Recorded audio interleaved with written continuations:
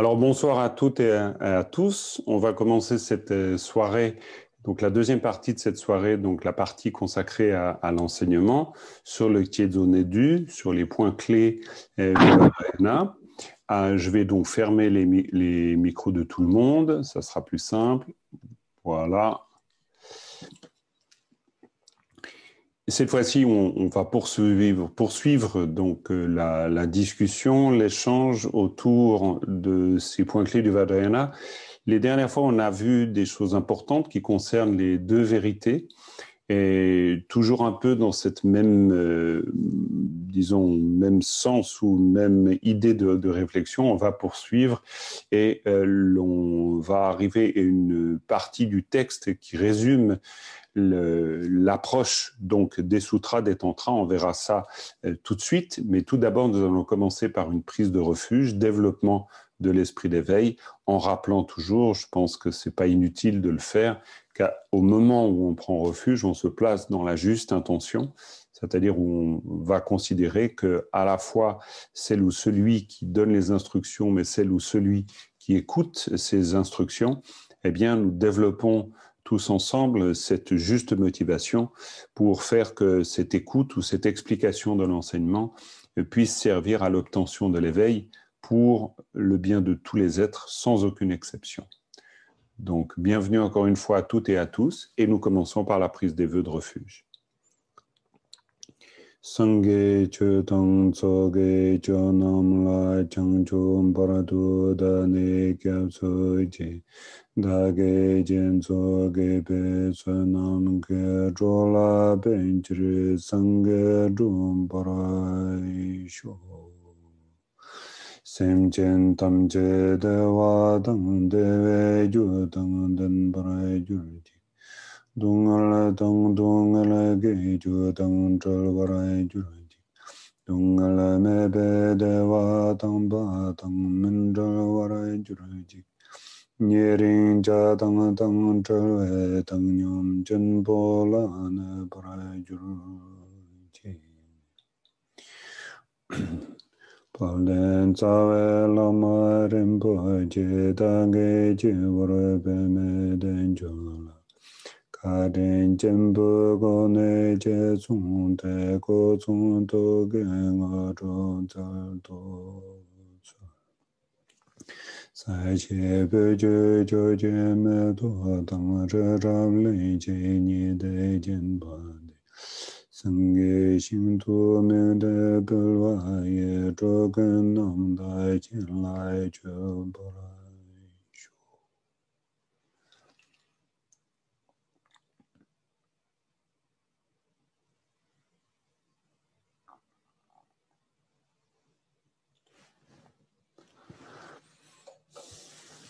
Alors, bienvenue à toutes et à tous.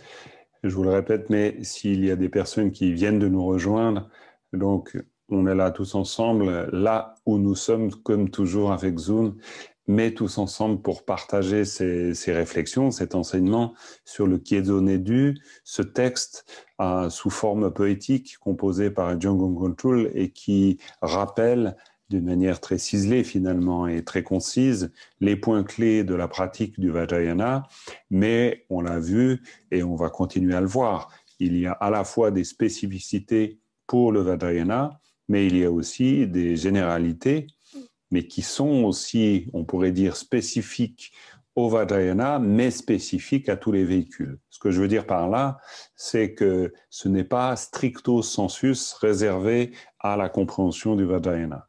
Il est toujours question d'un regard transversal, parce qu'on le découvre peut-être de plus en plus, mais il n'y a finalement qu'un développement qui se fait toujours sur une base déjà existante dans l'histoire du bouddhisme.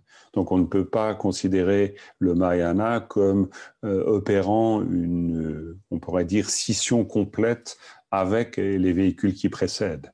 De la même manière, on ne va pas pouvoir imaginer le Yogacara, ou alors on l'imaginerait à tort, mais le Yogacara qui arrive 400 ans après Nagarjuna et qui viendrait dire quelque chose de radicalement différent de Nagarjuna ou de ce qu'on trouve dans les Abhidharma. Et plus tard, dans l'histoire du bouddhisme, on ne va pas non plus pouvoir imaginer que vers l'an 800, 1000 de notre ère, avec le plein développement du tantrisme, on va développer quelque chose qui est radicalement différent de tout ce contexte de pensée, de philosophie et de pratique qu'on retrouve dans autant le Hinayana que le Mahayana. Donc voilà, c'est un tout cohérent et on sent cette cohérence dans le texte de Jamgon Kongtrul. Donc là, je poursuis. Alors, la dernière fois, suite à l'intervention d'une des participantes, Sophie Renard, Ferreur, je crois que c'est bien elle, et donc il y a eu cette demande de lire le texte en tibétain pour pouvoir l'entendre. Effectivement, c'est une bonne idée. Et en fait, c'est même très bien parce que cela permet l'écoute d'une parole qui est celle de Jamgon Kongtrul, un grand accompli du 19e siècle au Tibet, à qui on doit vraiment le renouveau d'une grande quantité de traditions spirituelles. Et puis surtout, on lui doit d'être un personnage extraordinaire, complètement encyclopédique. On a parlé parfois de lui comme le Léonard de Vinci tibétain.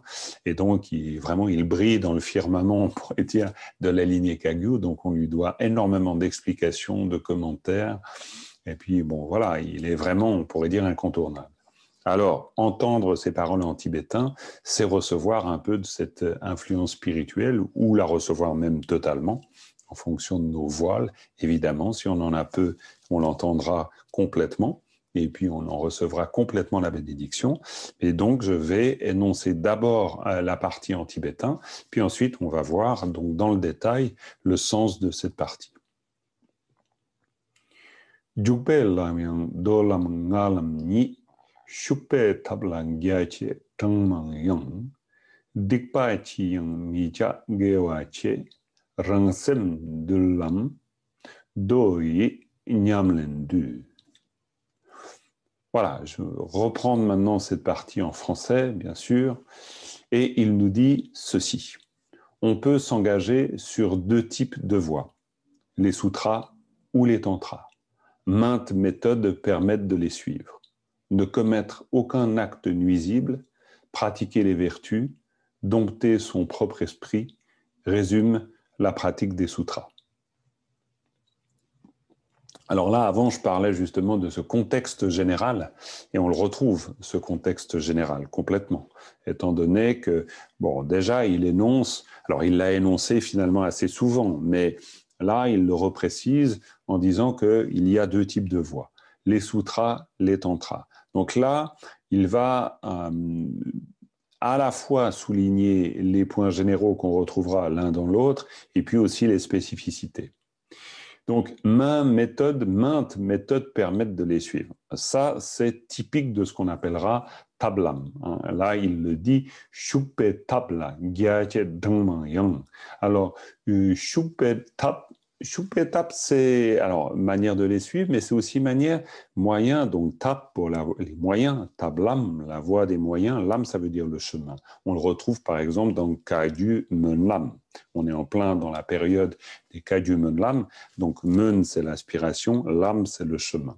Donc ce lam est très important, on le trouve dans l'amker, dans l'intégration à la voie, et donc ça revient tout le temps. Et ici, on va parler de tablam, la voie des moyens, et en l'occurrence, on parle là de l'entrée dans les moyens, ou de l'entrée dans la voie des moyens. Alors évidemment, il y en a très nombreuses, pour une raison finalement assez simple. Alors, il y a la raison pratique qui fait que nous sommes des êtres différents et que nous avons besoin d'une grande quantité de moyens. Alors, à ce propos, il est intéressant quand même de savoir que dans les centres de retraite, parce qu'on parle des centres de retraite de 3 ans, évidemment, ils sont très connus, ces centres de retraite. Il faut savoir que Jamgon Kongtrul, c'est lui qui a systématisé cette pratique au Tibet, il l'a revitalisée et il l'a systématisée en élaborant un programme qui a changé au cours du temps, mais donc on lui doit cette, on va dire, institution.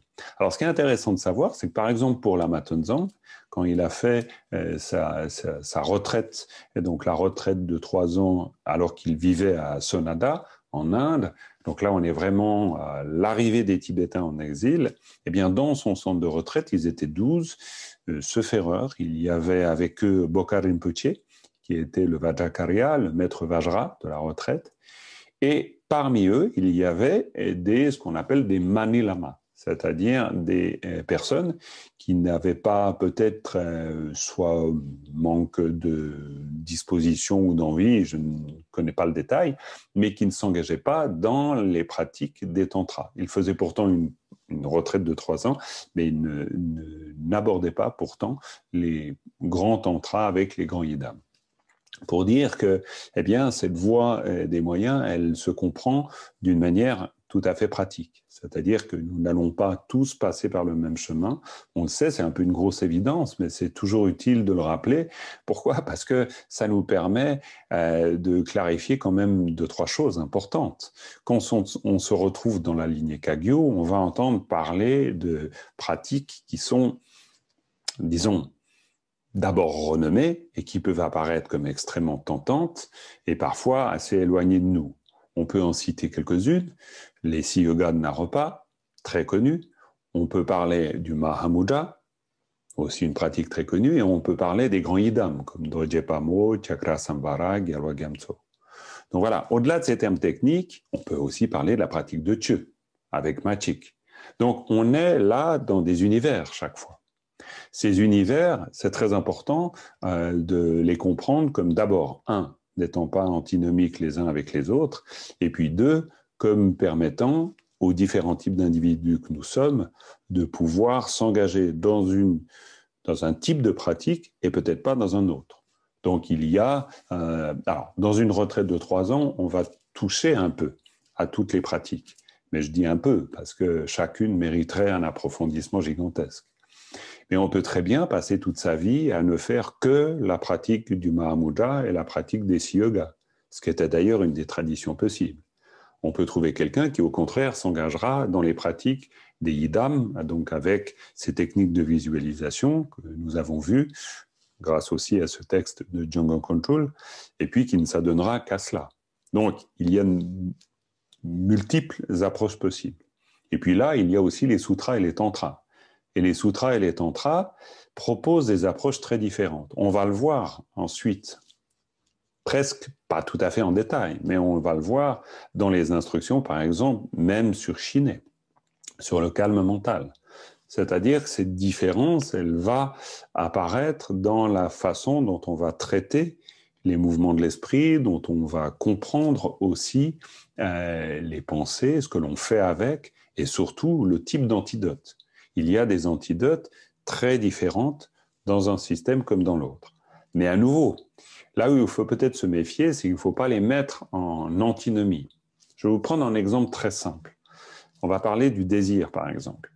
Dans la voie des sutras, et qui est commune aussi à la voie donc ce qu'on pourrait appeler le petit véhicule, mais peut-être à tort, en tout cas le véhicule des anciens, on va beaucoup réfléchir sur le côté repoussant, par exemple, du corps. Donc, on va visualiser les 36 ferreurs caractéristiques d'un corps repoussant. Donc, visualiser, on le voit par exemple dans Shantideva, on va visualiser que ce soit la salive, que ce soit la morve, que ce soit voilà, tout ce qui va composer un corps et qui va effectivement le rendre assez peu ragoûtant. Ça, c'est clair. Donc, on est dans des contextes, d'autant plus dans un contexte monastique, eh bien, on est dans un contexte où on va peut-être développer une attitude à l'écart du corps, qui est une attitude ou une antidote ou un antidote qui va nous permettre de nous affranchir d'une forme de fascination. C'est une possibilité. Cette même possibilité, elle va se retrouver dans Gampopa, elle va se retrouver aussi dans les pratiques de Shiné. C'est-à-dire que si tout à coup nous voyons que nous sommes complètement omnibulés, fascinés, et on peut comprendre que ce soit peut-être d'autant plus nécessaire, si on a des vœux de moine ou de nonne, de relativiser complètement la fascination, voire le désir ou l'attachement qu'on aurait pour telle ou telle personne. Donc si cela vient troubler notre calme mental, alors on va réfléchir à ce côté repoussant ou peu engageant du corps. C'est une possibilité. Du point de vue des tantras, on va être dans une compréhension du corps, on pourrait dire radicalement différente. C'est-à-dire qu'on va visualiser le corps avec ses canaux subtils, avec ses souffles énergie, le corps qui est le corps de la déité, et surtout, et c'est la grande invention du Vajrayana, le corps qui est le temple. Ça, peut-être qu'on ne le souligne pas assez, on ne le sait peut-être pas non plus, mais le corps est le temple. C'est-à-dire le corps est le lieu même de l'accomplissement. Alors, d'un côté, c'est une rupture radicale entre une attitude donc des sutras qui vise à considérer le corps comme une chose dont il faudrait se détacher, et le Vajrayana qui, au contraire, va prendre appui sur le corps pour procéder à cette transformation complète de l'esprit afin de pouvoir en réaliser la véritable nature. Alors là où on doit être prudent, et c'est là où la contextualisation elle est absolument importante, parce que si on lit que la phrase, alors bon, il y a un ou et pas, donc il y a, voilà, mais ce ou pourrait induire que c'est soit les sutras, soit les tantras. Les choses ne sont pas si nettes que ça. Et c'est pourquoi la contextualisation est importante. Il faut prendre notre propre exemple. Là, on vient de faire la pratique de Chenrezig. Dans la pratique de Chenrezig, on pourrait parler de la sublimation du corps. Clairement, le corps, le nôtre, celui de tous les êtres, est perçu comme le corps de Chenrezig. Alors après, on peut se poser la question du lien entre cette attitude, qu'on pourrait qualifier de tantrique, et une attitude dite sutrique, pourquoi pas, en tout cas des sutras, parce que sutrique c'est quand même pas terrible, et qui donc nous inviterait à voir le corps comme un ensemble de matières très peu attrayantes pour s'affranchir de tout attachement possible. Bon, l'invention des tantras, l'invention, à mettre entre guillemets l'idée d'invention, mais l'invention du point de vue historique, mais la compréhension, parce que cela vient d'une réalisation, qu'en définitive le corps et le temple est le lieu de la transformation, est liée à l'idée d'un regard à l'égard du corps, qui est un regard, alors du point de vue des sutras, qu'on regarde avec suspicion, du point de vue des tantras qu'on regarde autrement, mais ce qui est certain, c'est qu'on identifie un même problème. Le problème, c'est l'attachement. Alors, à l'égard du corps ou à l'égard de n'importe quoi d'autre, finalement.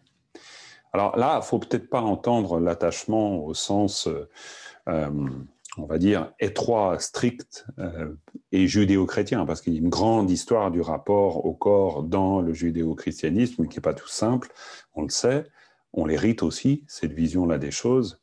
Donc là, on est plutôt en train de dire, dans le monde de la pensée bouddhiste, on est en train de dire que si nous sommes obnubilés, focalisés sur le corps, et que le corps devient un lieu d'attachement, mais pas forcément le corps de l'autre, notre corps aussi, quel est le rapport au corps? Bon, là, on pourrait discuter pendant longtemps. Si cette fascination fait que l'on va concentrer toute son énergie vitale à la préservation du corps et à la perpétuation du corps comme un bien en soi et un but en soi, ce qui est à peu près le projet sociétal et culturel qu'on nous propose, pas tout à fait, mais pas loin non plus. Donc dans ce cas-là, on est dans quelque chose, dans une perspective qui, du point de vue bouddhiste, devient antinomique avec la possibilité de la réalisation de l'éveil. Pourquoi? Parce que le corps est impermanent, le corps de toute façon est vacuité comme tout le reste, et qu'il n'y a aucune raison valable ou valide de pouvoir penser qu'il contient en lui-même une essence absolue. Donc le point de rencontre entre les sutras et les tantras, c'est de considérer l'attachement comme un problème, c'est-à-dire comme une entrave qui va nous faire perdre de vue le but ultime et qui surtout va nous réduire notre vue, terriblement. Donc on va traiter l'entrave d'une manière différente, mais on ne se trompe pas sur l'entrave. C'est pour ça qu'il faut se méfier dans l'idée d'une approche tellement différente que l'on finirait peut-être par ne pas comprendre si imaginons, on fait l'expérience de prendre un texte comme Gampopa, pourtant un grand tantrika, et qu'on lit les descriptions sur justement apparemment ce rejet du corps, au bout d'un moment, ça devient difficile pour nous, parce qu'on ne comprend pas très bien pourquoi il faudrait détester notre corps. C'est pour ça que là, il faut se rappeler qu'il n'est pas question de détester le corps. Le Vajrayana vient nous le rappeler. Mais il n'est pas non plus question de s'attacher au corps. Et donc, en nous-mêmes, et non pas en termes de catégories ni historiques ni philosophiques. En nous-mêmes, nous allons passer de l'un à l'autre, c'est-à-dire nous allons tâcher d'équilibrer, ou même pas équilibrer, mais on va tout simplement expérimenter différentes manières d'être. C'est-à-dire, mais tout en comprenant, et là on ne revient pas là-dessus du point de vue philosophique, tout en comprenant que l'attachement à un corps, ou l'attachement à n'importe quoi d'ailleurs, n'importe quel objet, est une entrave. Alors, la façon de le traiter du point de vue du Vajrayana, c'est différent. C'est-à-dire, on va considérer que si l'on est un corps de lumière, donc on s'affranchit en même temps de l'attachement. Janggon Kongtrul, dans un autre texte, le dit très bien. Si on visualise un yidam en yabyum, c'est-à-dire en union masculin-féminin, donc en union sexuelle, pour parler clair, eh bien, dans ce cas-là, on s'affranchit, au moment de notre renaissance, d'être conditionné par l'attachement qu'on va ressentir pour l'un de nos deux parents, et qui va conditionner une renaissance. Donc, ça a une importance très grande dans le processus psychique du développement de la conscience. Mais simplement, du point de vue du Vajrayana, on ne va pas y renoncer en appuyant sur le côté repoussant, mais on y renonce en appuyant sur le côté lumineux, c'est-à-dire sur le côté vacuité, en fait. Mais toute forme est vacuité. La vacuité n'est autre que les formes. Donc il n'y a pas d'antinomie radicale. C'est un point extrêmement important parce que, par exemple, quand Atisha, vous avez certainement tous entendu ou toutes entendu parler d'Atisha, mais Atisha, c'est ce pandit, ce savant et cet accompli extraordinaire qui est arrivé dans la deuxième phase du développement au Tibet et qui, quand il arrive au Tibet, il est déjà assez âgé, il va finir sa vie d'ailleurs au Tibet. Alors, l'histoire d'Atisha est passionnante, peut-être qu'un jour, pourquoi pas, je vous en parlerai, mais quand il arrive au Tibet, le roi de Gugé, qui le reçoit, tout de suite profite, et d'ailleurs c'est pour ça qu'il avait invité Atisha, profite de la venue d'Atisha pour mettre au clair les pratiques tantriques qui étaient pratiquées à l'époque et qui étaient extrêmement mal comprises. Donc il va dire à Atisha, laissez toutes les pratiques tantriques de côté et concentrez-vous sur le Mahayana. À partir de lui, on va avoir le développement de l'Ojong. Vous avez toutes et tous entendu parler de l'entraînement de l'esprit. L'Ojong, on le doit à Atisha. Et en fait, Atisha était un grand tantrika. Simplement, évidemment, arrivant dans un pays où tout à coup, il y avait des confusions extraordinaires qui avaient pu se développer autour des rites tantriques, où forcément, il est question de sexualité, il est question donc de désir, etc., mais où il est question de transformation, tout cela. Il n'est pas question du tout d'abus de tout cela. Donc là, il y a eu des remises en question et des remises au point très importantes. Mais il ne faudrait pas non plus, pour nous, que l'on soit catégorique, étant donné qu'on voit très bien, quand il est question de se demander comment l'on fait avec ce qui surgit dans notre esprit, ce qui nous perturbe. Là, je parlais de l'attachement, ça pourrait être la colère finalement, mais l'attachement en général est un bon exemple parce que ça nous place dans une situation assez extrême. Là, il est intéressant de travailler sur les deux plans, c'est-à-dire à la fois d'avoir en soi cette conscience que nous rappellent les sutras, qui d'ailleurs n'est pas tellement pour nous dire que le corps est un ensemble de matière impure, mais tout simplement pour nous dire que le corps est ce qu'il est, c'est-à-dire il contient ce qu'il contient, et puis au moment de la mort, il va finir par disparaître. Donc c'est un ensemble composé, et pour plein de bonnes raisons, ce serait un peu difficile de penser qu'il peut être un objet d'attachement définitif, et encore moins penser qu'il va pouvoir être la cause, on pourrait dire, ultime et parfaite de l'obtention du bonheur, que ce soit dans la possession ou la conservation de son propre corps, ou dans la possession du corps d'autrui, donc évidemment. Mais en même temps, on peut aussi clairement voir les choses du point de vue des tantras, et donc appliquer la pratique de Chenrezig, non pas pour s'inventer des pratiques tantriques qui n'ont pas lieu d'être, mais pour se souvenir aussi que le corps, finalement, ce corps si fascinant qui peut nous fasciner, est aussi ce corps lumineux, ce corps de vacuité, et qui, à partir du moment où il est libre justement de tout ce que l'on veut faire pour le réduire, peut se manifester pleinement dans la conscience que l'on a, donc de son propre corps et du corps d'autrui, comme Chenrezig. Et en fait, ce sont des réponses différentes. Il en parle ici que maintes méthodes permettent de les suivre. Et là, je pense que c'est important de le comprendre comme des méthodes qui s'adressent à nous-mêmes, c'est-à-dire en fonction de nos propres besoins. On n'est pas tout le temps dans une situation extrême où l'on souffre d'un excès d'attachement. Pas forcément. Mais on n'est pas non plus tout le temps libre complètement de l'empreinte un peu trop forte que cela peut jouer sur nous. Donc, on a cette chance de pouvoir vivre avec plusieurs techniques et donc plusieurs approches. Donc, cette approche des sutras et des tantras, et c'est ce que j'essaye de dire finalement, eh bien, elle est intéressante à comprendre comme des moyens qu'on doit investir personnellement et qui peuvent finir par signifier quelque chose dans notre pratique elle-même, c'est-à-dire des attitudes dites des sutras ou des attitudes dites des tantras, des manières de voir selon les sutras ou selon les tantras, en fonction de nos états d'âme, mais peut-être aussi en fonction des situations. Donc, juste histoire, finalement, de ne pas rester trop théorique par rapport à ces méthodes qui permettent de les suivre, et puis on pourrait se demander, mais finalement, de quelle méthode parle-t-on? Surtout, on parle justement de cette utilisation intelligente.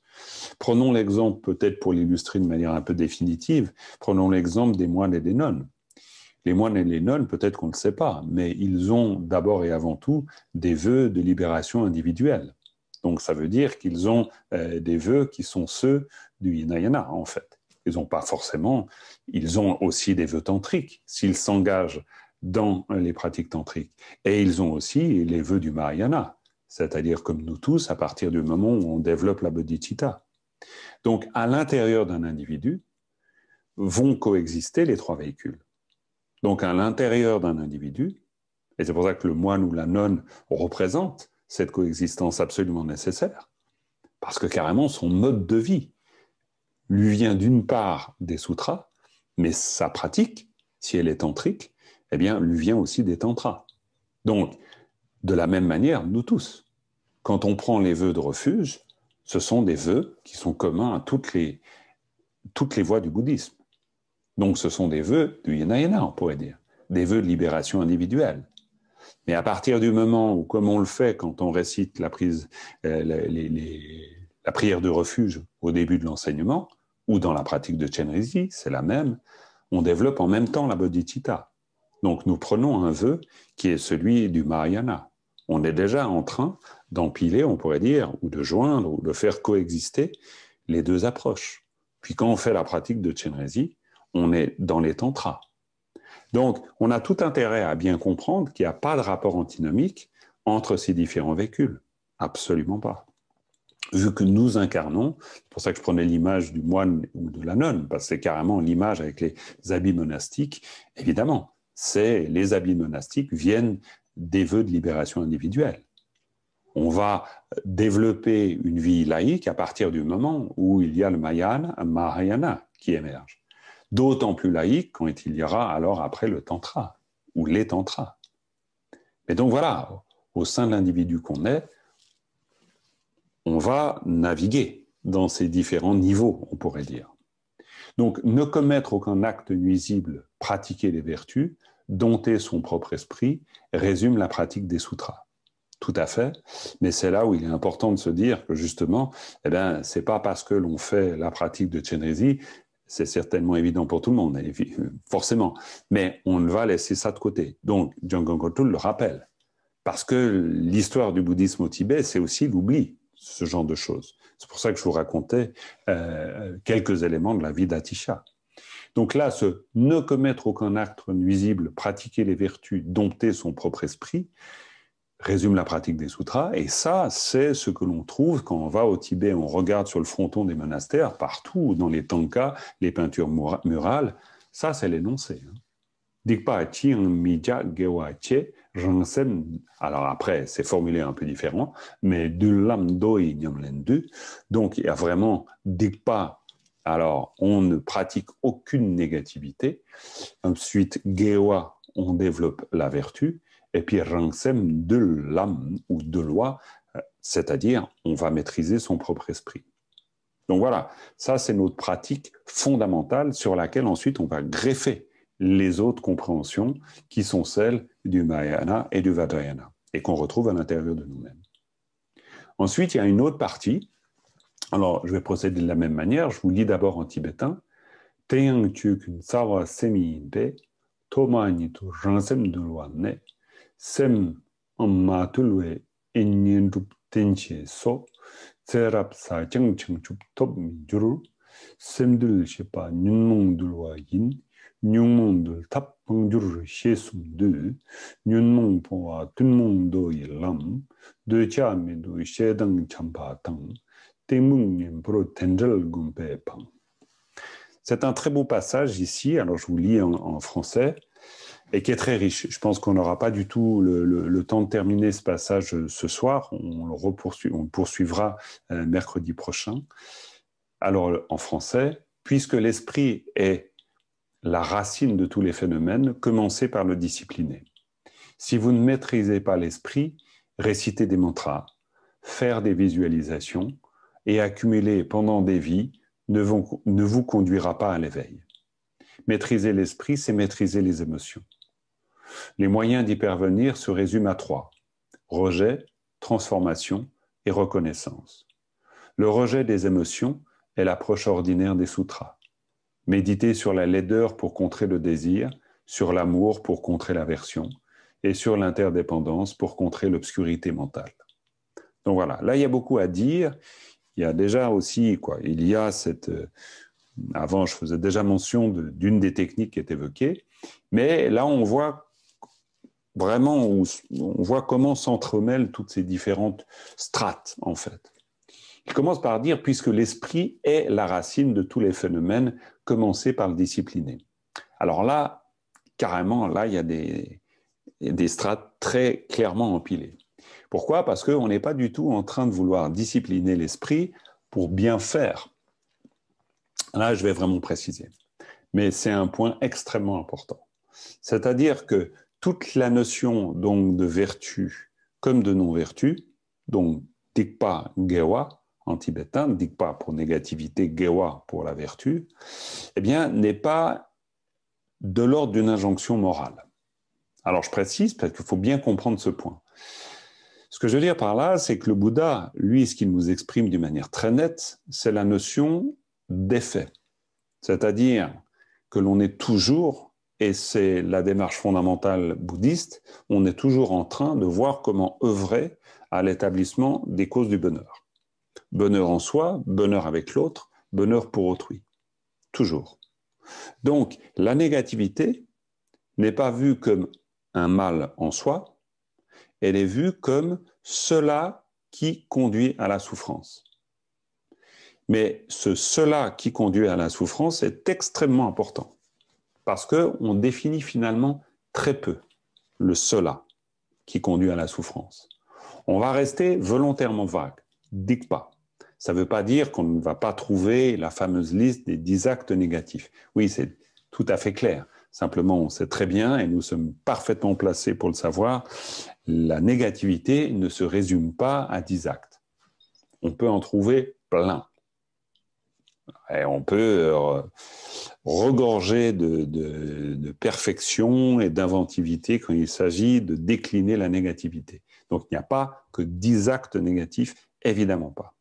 Donc, il n'y a pas d'injonction morale là. C'est la négativité produit la souffrance. Là, on est au cœur du bouddhisme. Hein. On est au cœur de ce qu'on appelle l'intentionnalité. Pourquoi? Parce que s'il n'y a pas d'intention, il n'y a pas d'acte. Patrul Rinpoche, qui est un contemporain de Jogchen Kongtrul, il le dit de manière très très claire. Dans l'introduction au chemin de la grande perfection, qui est traduit en français, il le dit. Si la motivation n'est pas là, même le dharma le plus blanc soit-il devient alors un dharma noir. C'est-à-dire, c'est vraiment, c'est même pas un dharma dévoyé, c'est carrément un dharma qui pourtant dans sa forme est parfaitement pur et qui est complètement plus qu'impur, c'est-à-dire va produire notre manifestation dans des états d'existence défavorables. Donc, c'est même pas qu'il force le trait. C'est donc pas juste mal pratiquer le dharma, c'est faire carrément le contraire. C'est antinomique. Et ça viendra de quoi, cette possibilité, un peu désastreuse, du défaut de la motivation. Donc, il n'y a que la motivation. Il parle d'être au sommet de la motivation, pour être donc dans la justesse de l'acte. Il n'y a que la motivation qui va nous orienter. Là, c'est très important.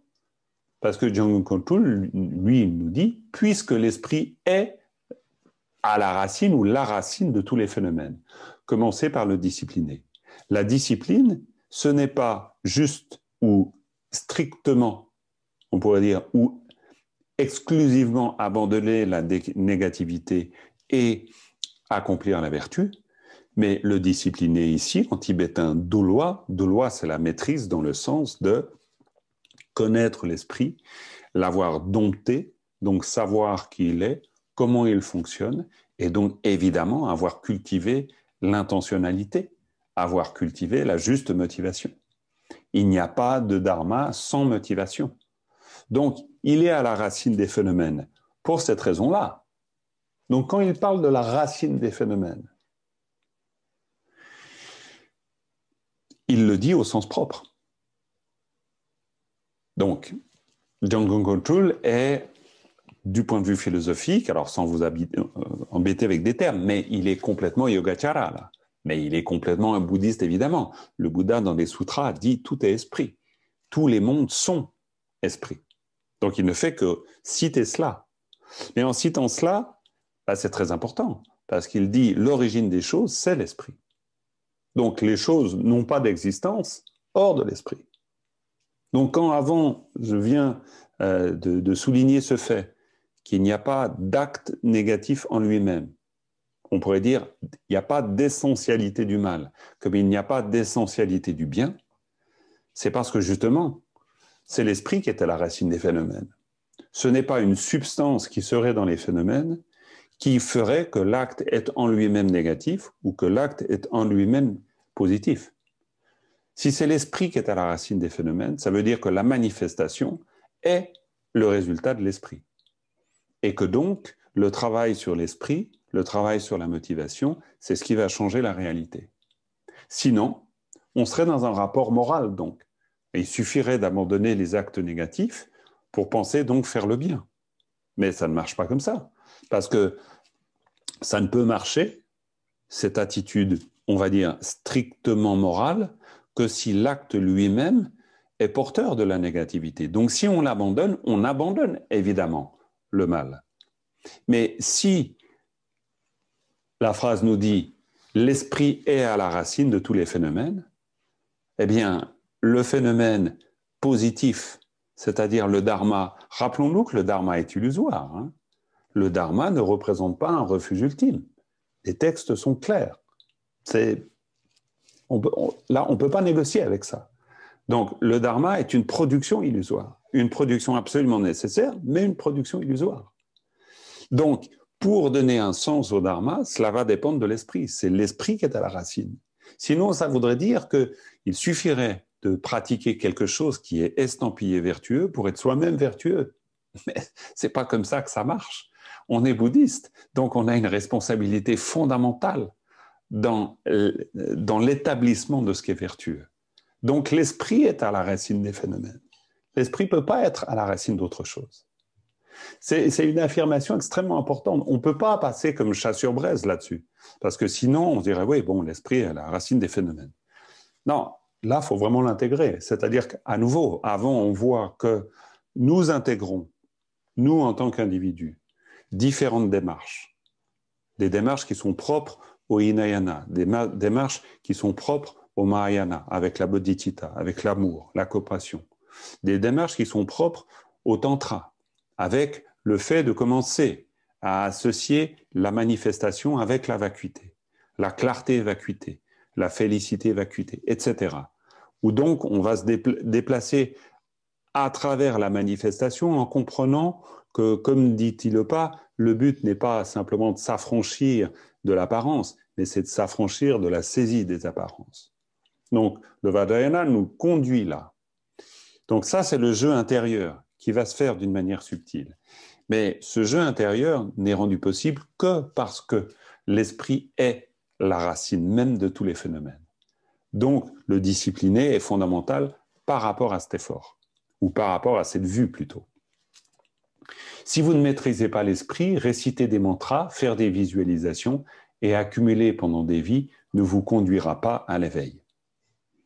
Bon, c'est clair, hein, en fait. Alors après, il faut faire avec. Mais c'était intéressant. Dans le sens, c'est exactement ce que je viens d'essayer de dire. Bah, il le dit de manière complètement résumée, évidemment. Mais ça veut dire qu'il ne peut pas y avoir de vertu en elle-même. S'il y avait une vertu en elle-même, bah, il suffirait, il ne ferait pas une telle phrase. Il dirait réciter des mantras, faire des visualisations et accumuler pendant des vies vous conduira à l'éveil. Mais c'est exactement le contraire qu'il nous dit. Il nous dit tout cela ne nous conduit pas à l'éveil si on ne maîtrise pas l'esprit. Donc on en revient toujours à l'esprit. Et c'est très intéressant pour nous, parce que ça veut dire que tous les moyens, quels que soient les moyens, que ce soit les tantras, que ce soit les sutras, que ce soit le Mahamudra, que ce soit Dieu, on fait l'Ujin, on fait pas. Bon, bref, quelles que soient les techniques, on s'engage dans des pratiques de protecteurs, on fait les 6 yogas de Naropa. Si on ne maîtrise pas l'esprit, ça sert à rien. Pourquoi? Parce que, comme dit le Bouddha, tous les mondes proviennent de l'esprit. Donc c'est un peu, dis-moi comment tu penses et je te dis dans quel monde tu vis, quoi. Quasiment. Donc ça, c'est au niveau le plus basique, mais au niveau de la réalité même des phénomènes. L'esprit est à la racine des phénomènes. Donc ça veut dire que les phénomènes, même dans leur matérialité, alors là, bon, je ne vais pas m'engager là-dedans, mais même la matérialité est le résultat de l'esprit. Et Jamgon Kongtrul, en bon Shentonpa, héritier du Yogacara indien, clairement pour lui, il n'y a aucun doute. Mais bon, pas besoin même de s'engager là-dedans. Mais c'est simplement pour dire, les phénomènes, il ne peut pas y avoir de phénomènes hors d'une conscience qui perçoit les phénomènes. Alors, ce n'est pas pour dire non plus que le monde n'est qu'une irréalité de l'esprit, c'est plus subtil que ça.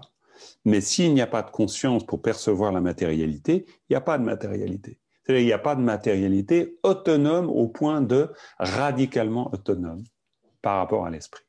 Donc, l'esprit est la racine de tous les phénomènes. Alors, maîtriser l'esprit, il nous le dit, c'est maîtriser les émotions. Et les moyens d'y parvenir se résument à 3, rejet, transformation et reconnaissance. Alors là, voilà, on est exactement ramené au cœur de nous-mêmes. C'est-à-dire qu'il y a des fois où il faut rejeter, il y a des fois où il faut transformer, puis des fois où il faut reconnaître. Mais en général, c'est le même objet dont il est question. C'est-à-dire un jour, on rejettera une chose parce qu'il est important de prendre de la distance avec ce qui est néfaste pour nous, mais un jour, on transformera aussi. C'est-à-dire, si on n'avait pas de transformation possible, alors tout l'entraînement de l'Ojong, on pourrait laisser de côté. Jamais l'ennemi ne pourrait devenir notre maître. On est dans la transformation. Et s'il n'y avait pas de reconnaissance possible, jamais il serait possible de voir à travers les phénomènes mentaux les plus ordinaires qui s'élèvent le pur Dharmakaya. Donc, il n'y aurait pas de reconnaissance possible. Ce qui fait qu'à la fois, avec ce qui s'élève en nous, que ce soit les pires choses, il va être à la fois nécessaire de pouvoir identifier cela comme négativité, laisser de côté les comportements qui encourageraient le développement de cela, mais en même temps, être capable de la transformation, c'est-à-dire se rappeler que le Dharma nous dit d'une manière magnifiquement intelligente, la négativité nous permet de développer la vertu. C'est son bienfait, c'est de nous amener au développement de la vertu, parce qu'on peut la reconnaître, on peut la confesser, on peut s'en purifier, on peut développer des actes en rapport à cette reconnaissance, qui est en fait une transformation, là dans ce cas. Et puis, la reconnaissance, c'est faire l'expérience de la vacuité même de cette pensée négative qui s'élève, car elle n'a pas d'existence propre. Elle n'échappe pas au reste. Elle n'est pas différente que quelque chose d'autre. Donc finalement, moi je lis ce passage comme un passage qui nous dit l'absolue nécessité, encore une fois de plus presque, mais d'une manière un peu différente, mais l'absolue nécessité de mettre en rapport et de faire dialoguer des aspects qui peuvent nous sembler contradictoires, mais qui, à l'intérieur de nous-mêmes, n'ont pas de raison d'être contradictoires. Parce qu'il y a des choses à la fois auxquelles on doit renoncer, mais en même temps, ces choses-là, on doit pouvoir les transformer, et puis en même temps, reconnaître quelle est leur véritable nature. Parce que finalement, et là, ça me fait penser à ce que dit Nagarjuna Seferer en disant que la vacuité, finalement, c'est, mais pas que lui, il y a aussi le 9e Karmapa qui le dit de manière magnifique, mais la réalisation de la vacuité est la panacée. C'est-à-dire, ça sera la possibilité de s'affranchir définitivement de tout voile et de toute souffrance. Donc voilà. Mais pour accéder à cela, on va devoir combiner les différents aspects de nous-mêmes, les différentes attitudes, en fonction de nos capacités aussi, mais aussi du moment, de notre évolution, du jour, du mode d'être ou du mode dans lequel on se retrouve avec notre esprit, bien sûr. Voilà pour ce passage. Je vais pas faire trop long parce que je fais toujours trop long, donc c'est déjà trop long. Mais voilà, j'arrête là. Et puis la fois d'après, on poursuivra, bien sûr. La fois d'après, ce sera le 23 décembre, ce Ferreur. Alors, je ferai certainement beaucoup plus court pour l'enseignement, de manière à nous laisser peut-être l'occasion d'un échange de questions. On va un peu se servir de cette dernière séance avant les fêtes de fin d'année pour peut-être faire le point sur les choses qu'on a vues jusque-là, éclairer des petites zones d'ombre ou n'importe. Et puis voilà. Donc, je vais essayer de me souvenir de ce que je vous dis.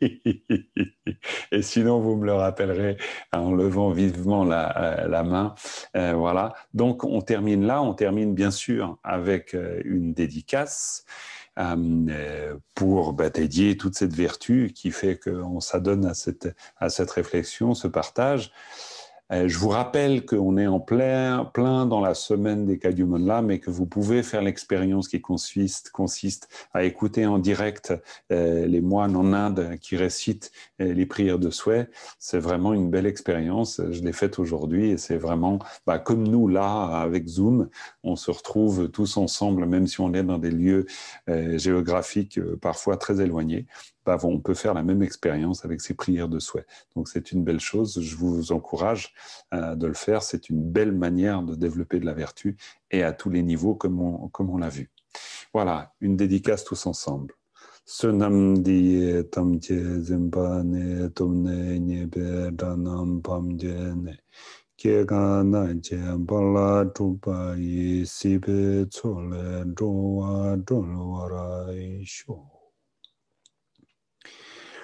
Alors, je termine en vous remerciant, bien sûr, et puis aussi en vous rappelant, alors petit détail technique, mais cette session, elle a donc été diffusée sur YouTube Live, donc vous avez la possibilité, simplement en allant sur la chaîne YouTube, de pouvoir réécouter ou revisionner cet enseignement, si vous le souhaitez.